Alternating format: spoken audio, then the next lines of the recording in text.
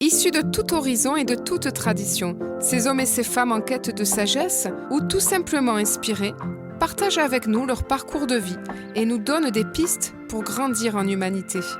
Je suis partie à la rencontre de ces chercheurs d'hier et d'aujourd'hui. Vous écoutez Envie de sagesse. Bonjour à tous, bienvenue sur le 93.6. Vous êtes sur Radio Bulle, votre radio de la Genée, et vous êtes avec Myriam. Je vous attends pour un nouveau numéro d'Envie de sagesse.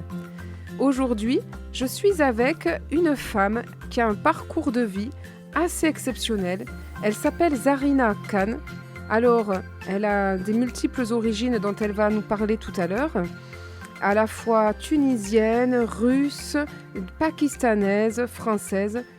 Zarina Khan est auteure, metteur en scène de 50 créations théâtrales. Elle est auteure de 14 scénarios. Elle a réalisé aussi 10 films. Elle est philosophe, créatrice de la méthode des ateliers d'écriture et de pratique théâtrale Zarina Khan. Mais surtout, elle applique cette méthode d'écriture dans des situations de conflit, par exemple à Sarajevo, à Beyrouth en guerre, et dans les tensions dans des quartiers difficiles. Et cela lui a valu en 1995 d'être nommée experte pour la paix par l'UNESCO et en 2005 d'être nominée au prix Nobel de la paix. Bonjour Zarina. Bonjour. Alors vous avez des origines multiples, vous avez des ancêtres illustres, vous avez une vie hors norme. Et ce que j'ai lu de vous, c'est que vous aviez une vie qui pourrait en fait se retrouver dans un roman. Est-ce que vous pouvez nous en dire un petit peu plus déjà sur votre parcours, sur vos origines? Alors déjà, si ma vie peut se retrouver dans un roman, eh bien ce roman, je l'ai écrit. Je l'ai écrit les 7 dernières années. J'ai écrit le roman vrai de ma vie en 3 tomes. Donc La sagesse d'aimer, La forge solaire et le dernier qui est paru en 2021, L'œuvre à la joie. Donc c'est vrai que ma vie a été un entrelacement d'origines puisque ma mère était russe, née de parents russes blancs qui ont fui la révolution d'octobre en 1917, qui se sont retrouvés en Tunisie où ils ont fondé avec d'autres Russes qui fuyaient également la colonie russe de Tunis qui est très peu connue. Et c'est là que je suis née, alors que la Tunisie était un protectorat français et c'est pour cela que je suis devenue française. Ma mère, pendant la Deuxième Guerre mondiale, s'est engagée dans l'armée française puisqu'elle avait aussi la nationalité française, mais elle n'avait jamais été en France et elle est arrivée en France, pendant l'occupation et elle est devenue lieutenant de l'armée française. Et après cette guerre, elle a été invitée à aller dans un tout jeune pays qui était en train de naître et qui s'appelle le Pakistan, où elle a rencontré, mon père qui était indien et qui devenait pakistanais avec la création de ce pays. Ah, Donc c'est vrai que c'est c'est assez une histoire incroyable. qui Ah voilà, oui. c'est une histoire qui valait. Moi je suis écrivain, hein, depuis toujours. Je crois que je Oui, suis je ne l'ai pas dit dans la présentation, j'allais en parler effectivement. Vous êtes aussi écrivain. Je suis écrivain depuis l'âge de 4 ans, donc ça s'appelle une vocation, c'est-à-dire que j'ai même pas choisi que j'écrivais déjà et c'est vrai qu'il y a 7 ans, je me suis rendu compte que l'histoire de ma vie recoupait tous les grands événements du XXe siècle et que je les ai vécus de l'intérieur dans ma famille avec toutes les blessures et les joies que cela peut procurer. Ah oui, c'est assez incroyable en fait. C'est un croisement d'histoires de l'histoire humaine et de votre histoire qui se retrouvent avec j'allais dire, des croisements complètement improbables. Tout à fait, tout à Imaginez fait et aujourd'hui un Pakistanais avec une Russe, c'est vrai que c'est assez c'était le étonnant. premier couple mixte de ce nouveau pays qu'était le Pakistan et ça a été une épreuve comme ça l'est encore dans de nombreux pays quand on entrelace les religions dans un couple, Et oui, c'est très mal vu, ah oui, parce que votre père était donc musulman? Mon père était musulman, ma mère était russe orthodoxe, donc chrétienne, et c'est vrai que leur mariage a dérangé tout le monde, et moi j'étais le fruit du péché. Ah, c'est alors que je trouve ça tellement enrichissant et tellement beau. Moi, je dirais que vous êtes plutôt le mariage de 2 cultures, de 2 foi et ça peut donner, quelque chose et c'est le cas chez vous. Après, puisque j'imagine que ça a semé, une ouverture plus grande? Moi, je voulais avoir toutes les religions, en fait, et donc je les ai eues. J'étais musulmane à ma naissance. Ensuite, je me souviens de mon baptême orthodoxe, à l'église russe de Tunis, puisque j'avais 4 ans. Ensuite, ma mère a épousé en secondes noces un Allemand qui était protestant. Ensuite, j'ai quitté cette maison parce que ce beau-père était un ancien nazi, et donc j'ai quitté cette maison très tôt, à l'âge de 12 ans, et je me suis retrouvée dans une pension en Suisse où j'ai été, élevée en quelque sorte plusieurs années par des religieuses dominicaines, donc catholiques. Et ensuite, très jeune, j'ai épousé un homme, juif d'origine polonaise. Donc j'avais réuni en fait dans ma vie les religions, et je me suis rendu compte de la difficulté à vivre lorsqu'on n'appartient pas, j'ai envie de dire, à un clan, à un dogme.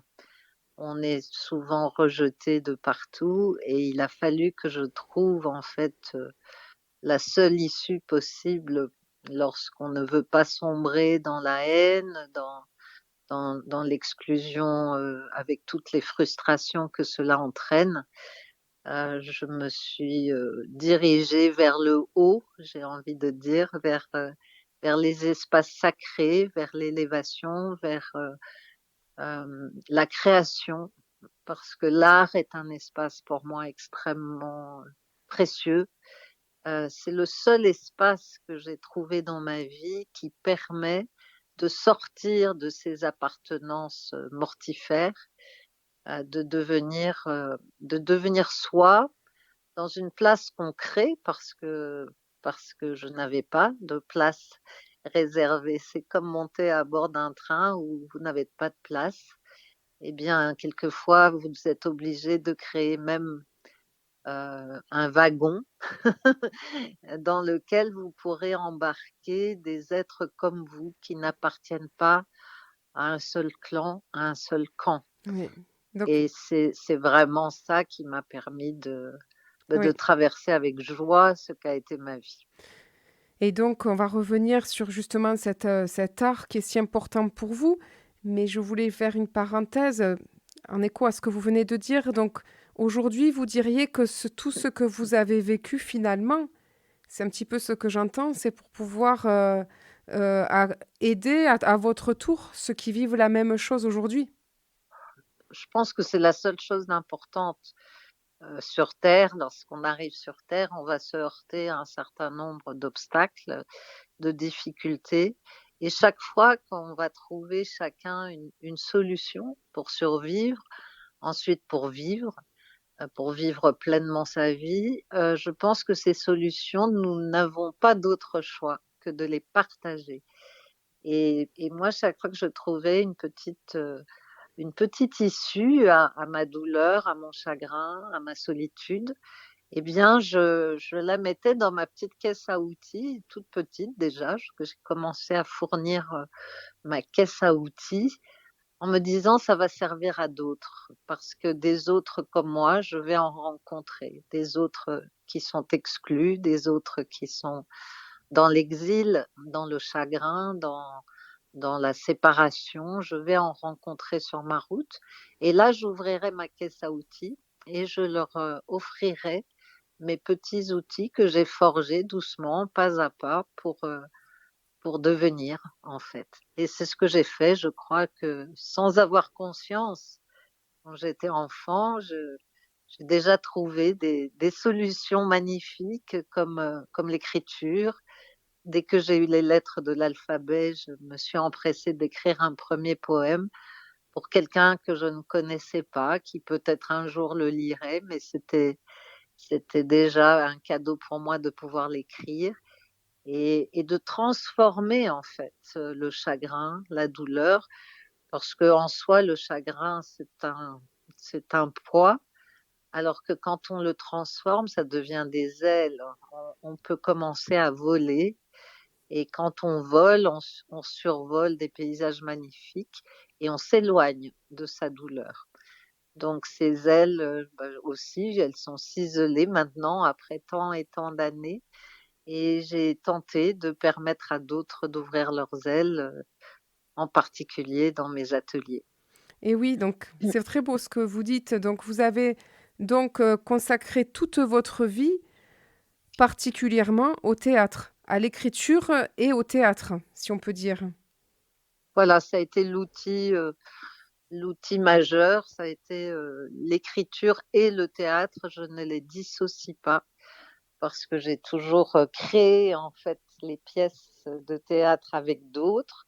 Je les ai appelés à écrire, mais, et surtout ceux qui n'écrivent pas, et surtout ceux qui ne jouent pas, qui ne sont pas acteurs, je les ai appelés à devenir acteurs, à devenir auteurs, à devenir metteurs en scène, pour que dans ces espaces où, vous savez, au théâtre, on a la joie de pouvoir faire des répétitions. C'est-à-dire, si on se trompe, on peut répéter jusqu'à ce qu'on soit tout à Oui, fait bien pour partager avec un public. Sauf que dans la vie, on n'a pas de répétition. Si on va à un rendez-vous et que on entre et qu'on n'est pas affirmé, on n'est pas vraiment soi, le rendez-vous, l'entretien d'embauche ou le rendez-vous amoureux va peut-être dériver parce qu'on ne saura pas dire ce qu'on a envie de dire, ce qu'on ressent. Et dans la vie, on n'a pas la chance de répéter. C'est-à-dire que le rendez-vous est raté, il est raté.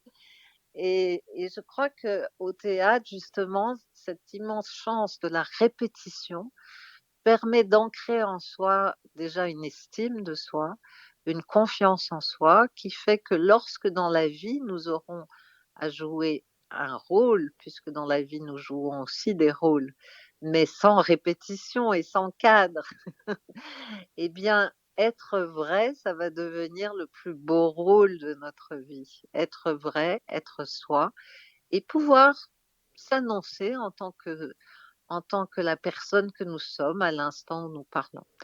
Et ça, c'est le théâtre qui le permet. Donc, j'ai vraiment beaucoup, beaucoup travaillé, comme vous l'avez dit dans votre introduction, dans les pays en guerre aussi, dans les pays oui, où la mort rôde. Et aujourd'hui, alors que nous faisons cet entretien radiophonique, nous sommes en guerre. Il y a des êtres qui, à l'heure où nous parlons, oui. sont oppressés. Il y a des soldats qui meurent aussi. Et je pense que c'est important de se dire que là, nous avons cette chance immense de pouvoir dire, de pouvoir leur envoyer notre soutien, notre pensée et les actions qui sont en train de se mettre en place. En tant que Russe, vous pensez bien que cette guerre me touche, Ah ben c'est me ce touche. que oui, c'est ce que j'allais vous dire, effectivement, encore plus avec votre Mmh. votre multiple origine, j'imagine. Et j'allais dire que vous êtes donc une artiste de la paix. J'allais dire à la fois artiste et à la fois artisan de paix.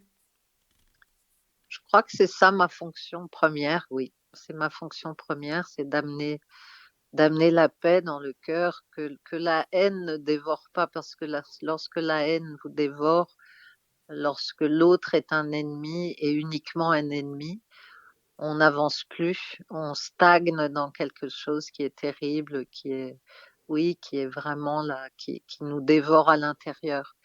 Donc apprendre à voir l'autre comme un frère, même lorsqu'il est un ennemi, c'est sans doute la chose la plus difficile, mais c'est aussi l'engrais, le seul engrais de la sagesse. Il n'y a pas d'autre sagesse que d'essayer de voir l'autre dans toute la fraternité du vivant, en fait.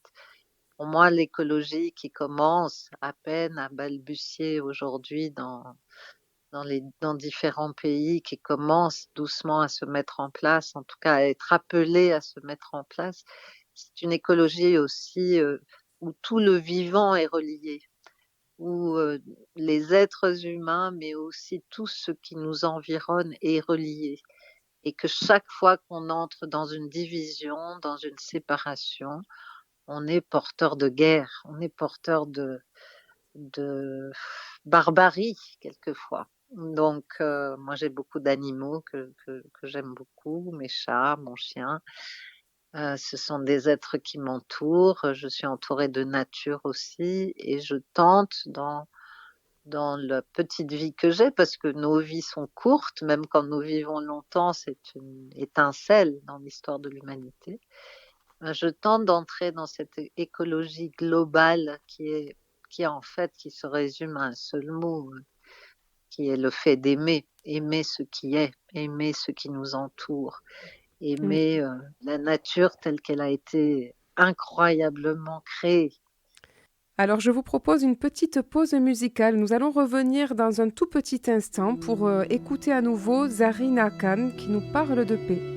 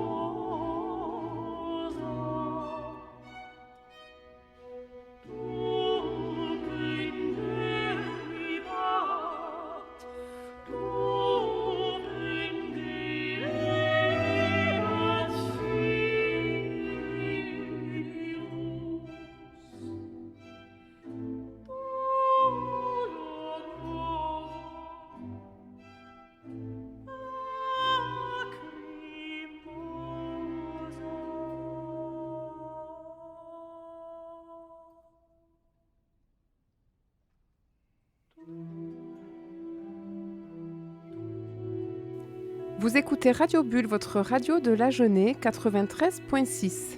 Vous êtes toujours dans l'émission Envie de sagesse avec Myriam. Je suis en compagnie de Zarina Khan, une artiste de la paix qui a utilisé l'écriture et le théâtre comme un outil de paix en elle-même et également pour aider les autres. Elle en a fait un outil de réconciliation. Est-ce que c'est bien ça, Zarina ? Oui, de réconciliation.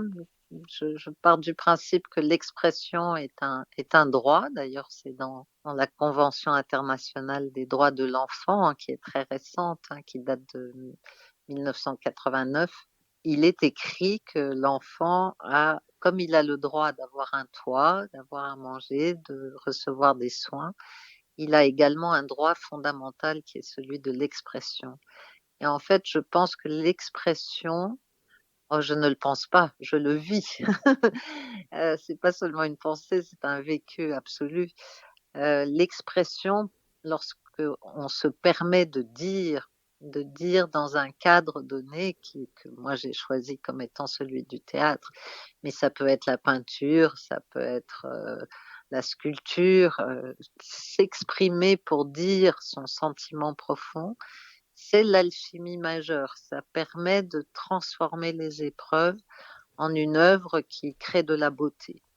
Et je crois que le plus important, c'est que, vu l'histoire du monde qui est jalonnée d'horreur et de barbarie, ce qui est important, c'est chacun d'apporter notre petite création de beauté à ce qui est, de restituer la beauté. Et là, on se réconcilie.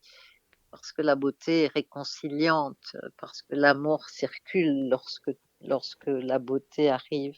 Et elle arrive dans les lieux les plus incongrus, les plus inattendus. C'est pas seulement dans les musées, elle est partout si tout à coup on aiguise notre regard et qu'on apprend à la regarder. Donc, et l'autre qui ne nous plaît pas, l'autre, vous savez, aujourd'hui on dit beaucoup j'aime ou je n'aime pas. Moi, c'est vraiment quelque chose que j'ai du mal à accepter parce qu'on ne peut pas balayer quelqu'un ou quelque chose en disant oh, j'aime pas, euh, parce il est celui qu'on n'aime pas. Donc, s'il est, on n'a pas d'autre choix que de l'aimer aussi, puisque nous sommes un ensemble. L'humanité est un ensemble et que cet ensemble est inséparable. Nous sommes inséparables les uns des autres. Alors malheureusement, les appartenances, comme je le disais, ou les clans, ou les camps, ou les lobbies nous séparent, ne cessent de nous séparer les uns des autres. Et alors c'est la guerre Oui, réelle, ou c'est la guerre, vous chez savez, la soi, guerre d'ennemis aussi qu'on ne voit pas, bien invisible, sûr. mais qui existe. Les guerres dans nos salons et dans nos cuisines. C'est ça, les Mm. guerres familiales, les guerres, voilà. Et donc j'essaye, avec mes outils, qui se forgent un peu plus tous les jours, j'essaye de proposer une autre approche, mais dans laquelle le dire est essentiel. Parce que je crois vraiment que le non-dit qui est souvent dicté par je ne vais pas faire de peine, je ne vais pas dire pour ne pas heurter, pour ne pas blesser, eh bien ce non-dit s'accumule et crée, vraiment construit des murs entre les êtres. Et les secrets de famille, les non-dits les plus lourds, nous savons aujourd'hui en psychologie aussi, mais depuis toujours en philosophie, que ce qui n'a pas été exprimé tue, peut-être lentement, mais c'est une forme de mort de ne pas dire. Oui. Donc j'appelle à dire, j'appelle à écrire et j'appelle à créer pour que la vie devienne plus fluide en fait et que la souffrance soit partagée. Une souffrance, lorsqu'elle est partagée, Oui, elle est tout de suite plus oui. légère. Vous savez, c'est comme une C'était... valise qu'on porte à 2, à 3, et Oui, bien oui, c'est bien plus agréable. je suis d'accord. Il y avait un petit tableau chez mes parents que j'ai contemplé toute mon enfance, tout simple, hein. Alors, une joie partagée est une double joie, un chagrin partagé est un demi-chagrin. Voilà. Et l'art est l'outil majeur pour ça. Oui. C'est Et donc, Et tout à l'heure, vous nous confiez que, de par vos origines, vous étiez encore plus touchés. J'imagine que ce conflit actuel, cette guerre qui s'est réveillée d'un coup, vous plonge dans vos propres, j'allais dire, traumatismes d'enfant, en plus de la violence qu'elle concerne chacun de nous, je veux dire. Mais vous, particulièrement, comment vous vivez je cette situation? Qu'est-ce que vous aimeriez en dire?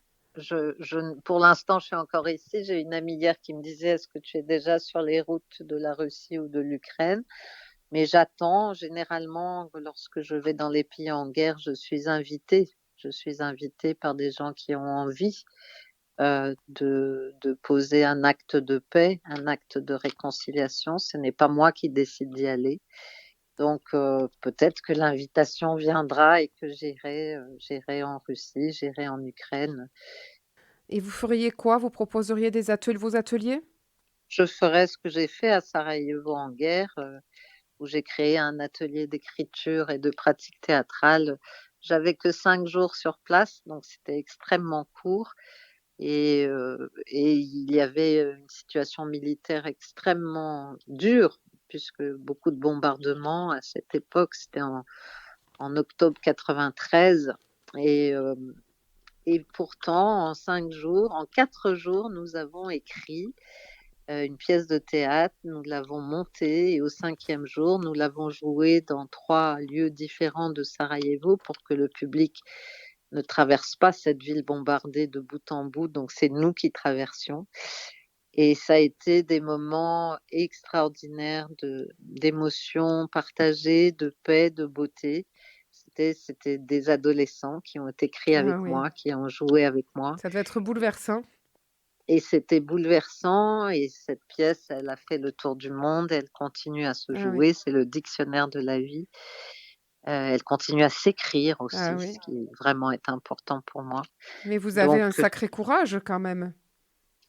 bah, je fais ce que je sais faire. Vous savez, à l'époque, il y avait des infirmières qui partaient sur leur congé pour panser les blessures parce qu'elles savent le faire. Bah, moi, je sais faire ce que je sais faire, c'est-à-dire, faire entrer les autres dans l'espace sacré de l'art et créer une œuvre ensemble. Donc, à un moment, je me suis rendu compte que peut-être il n'y aurait personne à ce rendez-vous et en fait, il y a 14 adolescents sont venus. Des parents ont compris l'importance pour ces jeunes enfants de dire, en fait Oui, c'est et formidable. je salue leur courage plutôt que le mien parce que c'était difficile de laisser son enfant sortir d'un abri Oui, pour aller écrire et jouer une pièce de théâtre. Ça paraît oui. ici, je sais que ça nous paraît fou alors que là-bas, ça a été vraiment compris et apprivoisé tout de suite. Ah, c'est très beau en tout cas. Mmh et Alors actuellement, je vis en Ardèche, à Mirabel. oui, exactement en venir parce que vous avez un autre projet qui vous tient à cœur. Alors peut-être ce n'est pas en lien direct avec la guerre, mais le la petite cité je voudrais, que je suis en train de reconstruire avec d'autres dans le village de Mirabel en Ardèche.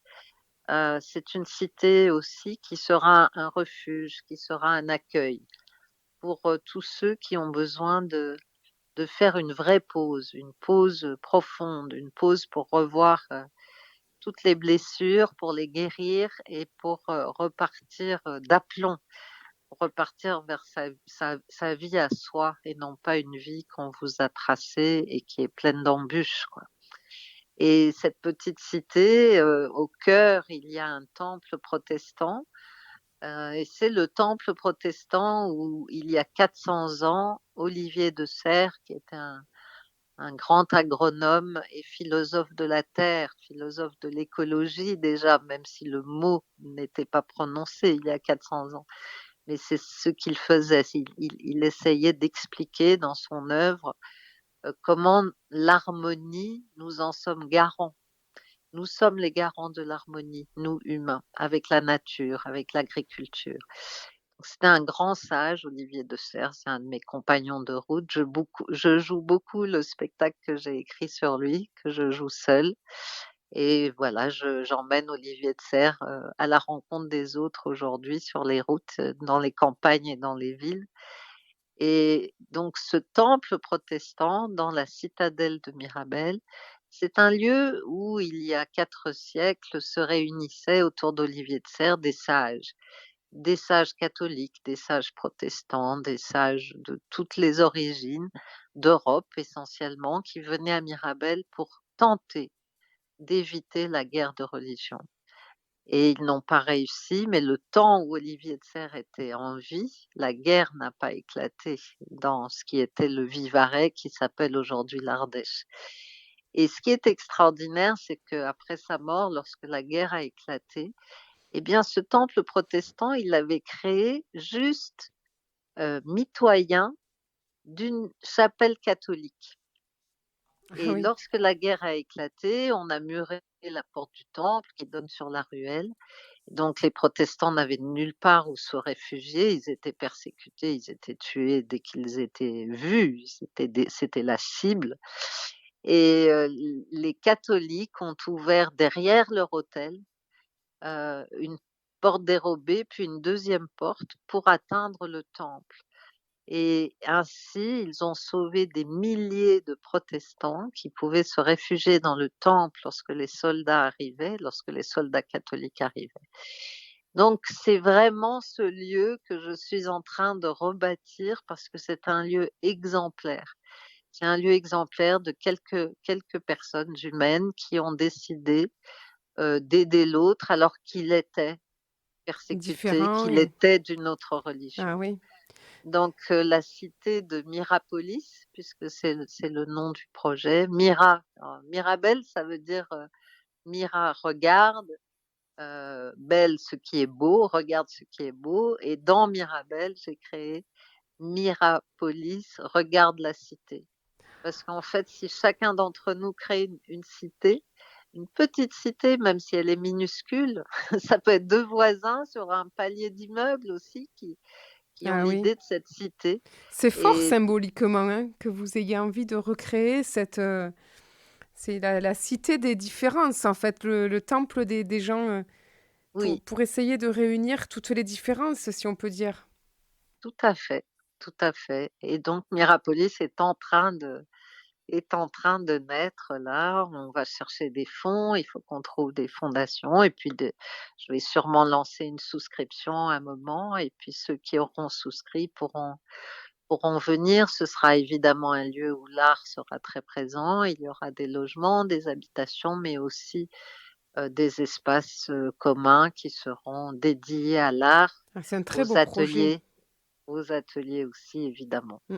Très beau projet et j'imagine que vous allez, que dans votre, dans l'esprit de ce qu'était cette cité, vous allez par exemple, comme les assises de la sagesse, vous Mmh. allez inviter plusieurs traditions, vous allez inviter les sages d'aujourd'hui à se Tout réunir? à fait, tout à fait. D'ailleurs, on a déjà prévu d'inviter bientôt, Philippe, Yacine de Maison des Assises de la Sagesse pour qu'il fasse une retraite spirituelle cet Mmh. été. Les Qui projets s n'arrêtent Ah pas. oui, en effet. Je disais, je vous ai coupé, ce qui sera d'ailleurs mon prochain invité d'Envie de sagesse. Ah très bien. Bah, on s'entend vraiment très bien avec Philippe Yacine de Maison. J'aime beaucoup son humour, il se prend pas au sérieux parce que quand on est sage, on cesse de se prendre au sérieux. Sans ça, on n'est pas sage. Alors, si vous aviez, un petit mot de la fin, qu'est-ce que vous aimeriez nous dire? Puisque votre émission s'appelle Envie de sagesse, j'ai envie de vous dire que pour moi, il n'y a pas de sagesse sans amour. Donc, la sagesse pour moi se suit toujours du verbe aimer. C'est la sagesse d'aimer. Le mot philosophie, vous savez, ça veut dire, philo, j'aime, sophie, la sagesse, donc c'est l'amour de la sagesse. Mais moi, j'inverse les termes et j'ai envie de dire à tous, inversons les termes. C'est pas l'amour de la sagesse qui est important, c'est la sagesse d'aimer qui est la clé, en fait, de toutes les portes qui vont abattre les divisions, les séparations et enfin nous réunir pour construire cette grande cité planétaire qu'est la nôtre, dans toute sa beauté, dans toute sa magnificence et réparer nos erreurs et pardonner aussi à ceux qui nous ont blessés. Eh bien, merci sur ces très belles paroles. Je rappelle que La sagesse d'aimer, c'est le titre de votre livre. Et puis, Oui, vous avez fait une trilogie. Vous avez écrit aussi La Forge solaire, qui est la suite, et L'œuvre à la oui, joie. voilà, Donc, ce sont que des mots qui, à eux seuls, finalement, nous inspirent toute la route qui nous reste à faire. Et puis, comme on peut commencer, j'allais dire aujourd'hui, hein.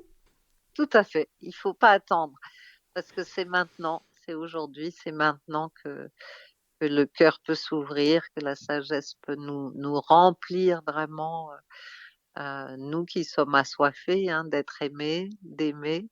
Eh bien, Mm. soyons dans cette sagesse où on peut prendre le risque d'aimer l'autre et surtout celui que l'on n'aime pas. Ah oui. Et on peut peut-être aussi exercer dans vos ateliers. Donc, vous proposez régulièrement des ateliers d'écriture et de théâtre, à Oui, peu près tous les mois, tous les 2 mois. oui, les dates de mes stages d'ateliers d'écriture et de pratique théâtrale sont sur notre site. Donc, si vous tapez zarinacan.org, il y a les dates des prochains stages. Là, il y en a un bientôt et ensuite, il y en aura cet été. Donc oui, c'est tous les 2, 3 mois et il y a d'autres événements aussi à partager, des concerts, des moments de création aussi en musique, beaucoup de choses. Merci beaucoup, Zarina. C'était un vrai bonheur. Vous êtes bien dans l'émission Envie de sagesse avec Myriam sur le 93.6 Radio Bulle, votre radio de la Genève. J'étais en compagnie de Zarina Khan, une artiste au service de la paix. Au revoir, Zarina. À très bientôt Myriam, merci à vous et merci à ceux qui nous écoutent.